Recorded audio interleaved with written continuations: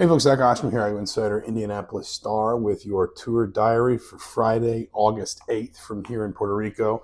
No exotic locale today. Did have one this morning. First of all, head over, if you haven't already, to indystar.com/sports. I was out at the Colegio Universitario de San Juan, where Indiana put on a youth skills clinic for a lot of sort of primary aged kids today.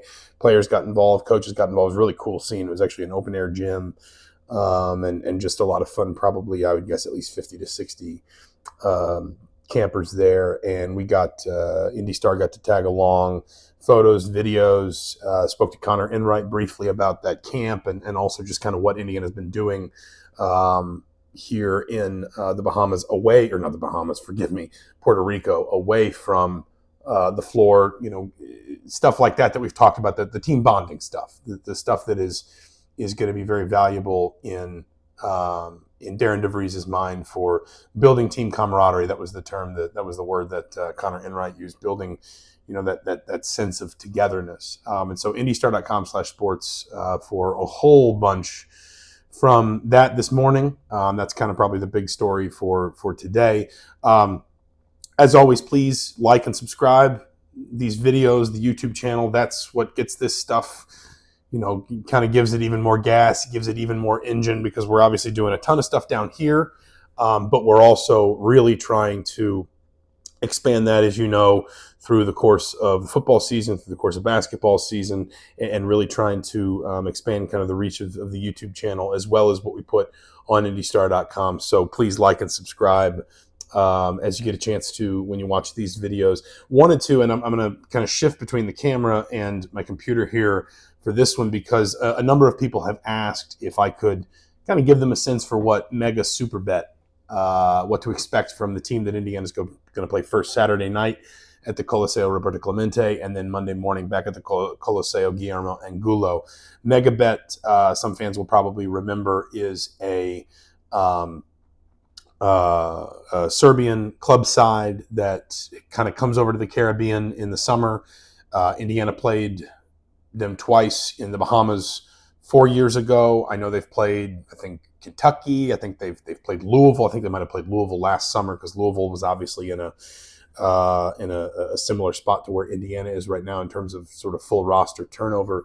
The formal name, at least as I understand it, of the club is KK Mega Basket, but they are called Mega Superbet for sponsorship reasons. Right now they play in the Adriatic Basketball Association.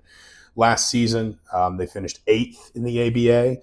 They were 16-14 in 30 regular season games.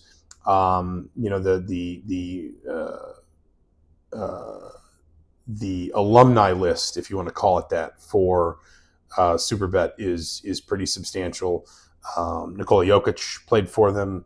Filip Petrushev, Nikola Jovic, I believe Nikola Topic played with them, who's with the Thunder now, obviously. So it is a club in Serbia that, pretty consistently gets really good young players. And right now they have a player named Bogoljub, or Bogey, we'll go with that, Markovic, who was selected in the second round as a draft and stash by the Bucks this year. He averaged, per the numbers I could find, about 13.7 points and about a little under 7 rebounds, about 6.8 rebounds a game. Last season, 6'8", 6'9" forward, the kind of player that I suspect, he played almost 30 minutes a game last year for Superbet. He took about 9 shots a game. He was, when Indiana played this club 4 years ago, they had Nikola Jovic on the team, but Jovic was still very young. Markovic is already 20. And so I think Jovic was only 17. And so, there was definitely a bit of a physical gap there, or just a developmental gap that you could see between Jovic and some older college players. Markovic is probably a little bit further along in his development, and as I suspect is going to be a little bit more of a handful, particularly for an Indiana team that obviously doesn't have a ton of size. Megabet last season averaged 82.7 points per game. They shot 35% from behind the 3-point line, which is obviously pretty middle of the road. They attempted almost 26 threes a game, which is, again, you would imagine pretty middle of the road. They averaged about 19 assists per game, which is obviously a a very good a very good number. And if you look at that's 19 assists per game at about somewhere between 28 and 29 made field goals per game. So a team that moves the ball well, shares the ball well. Again, this is a professional team, and that was something that I think you got a real sense for 4 years ago when Indiana played Mega in the Bahamas. Was this idea that they're playing professionals, they're playing people that are working at basketball every single day, and players who are also, it's worth saying, very comfortable with college level competition. Again, this is this team, I think, just kind of comes over and almost does residency here a lot of summers and hops between the different islands that host these preseason tours. I'm almost certain they played Louisville last year. I know they played Kentucky a few years ago. I think they just kind of like, this is in their minds a little bit of a preseason type thing too, the opportunity to play some really high level American college competition.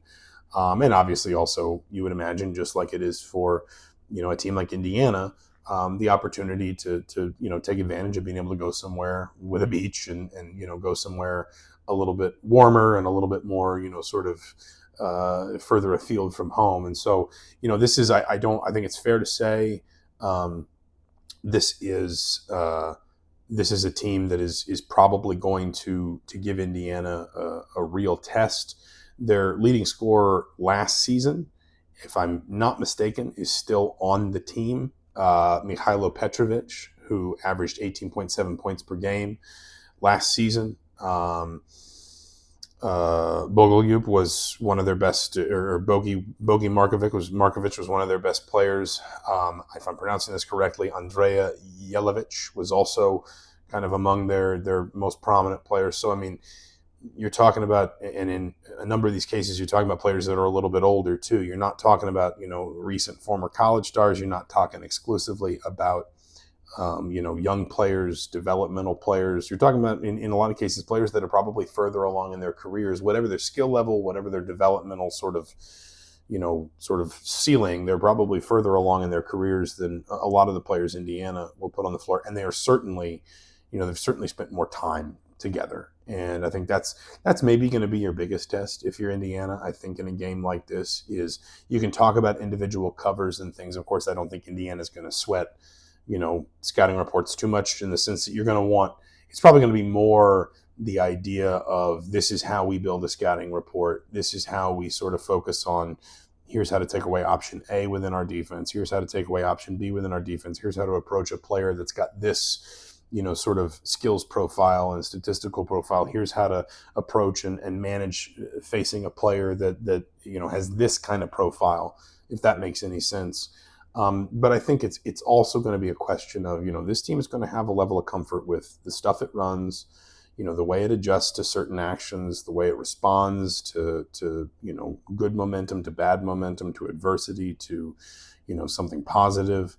And Indiana, I think, is still trying to develop that. And you felt, like there were moments within that game Wednesday night against Central Universidad de Bayamón where Indiana was, maybe a little bit, I don't know if the right word is clunky, just as a team, in terms of guys you could see trying to stick to the right principles and do the right things. We talked about that in one of our videos, I think yesterday, about how I think one of the things Darren DeVries really seemed to take as a positive from that game Wednesday, that tour opener Wednesday, was that even when shots weren't falling, Indiana stuck to the offense. Even in moments when guys were maybe a little bit cold from the field or things weren't quite going right, Indiana stuck to what it was trying to do offensively. It stuck to the principles that DeVries has really been sort of trying to instill into his roster in terms of pace and space.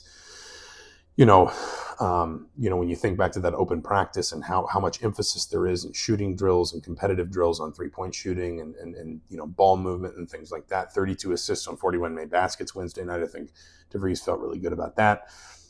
A team like this is going to test a lot of that stuff a lot more, and it's going to test it in the level of skill it puts on the floor, the level of experience it puts on the floor, the experience in terms of how to adjust to a different caliber of team, a different level of skill in your opponent, how to adjust to an 8-0 run, for you, an 8-0 run against you, and things like that. And again, you're talking about at least, there's at least one player on this team that is, kind of at an NBA caliber or close to it, skills wise. And so Indiana's going to get a real test in these two games. I think, I think when we sort of cast our mind back to 2021, both of those games, Indiana won them both, but they were both in their own way competitive. Indiana didn't win either of those games by 35 points. They were back and forth, and it kind of turned on a couple of runs that Indiana was able to put together and just sort of build some space between the two teams, and then just kind of maintain that for several minutes, and then maybe put another little run in and maintain that for several minutes. I'm very curious to see how Indiana handles this, because I think there are going to be some ways in which this team as a collective unit sort of stress tests Indiana. And I think there are going to be some ways in which individual players on this team, whether you're talking about Petrovic, whether you're talking about Markovic, whether you're talking about somebody that I'm not even seeing enough of in these stats to, Jelavic, forgive me, I misspoke. If I'm not mistaken, Jelavic was actually, I believe, their leading scorer last season. But, whether you're, whoever you're talking about, it's no, I'm sorry. Let me restate this. Markovic was their leading scorer. Jovic was their second leading scorer.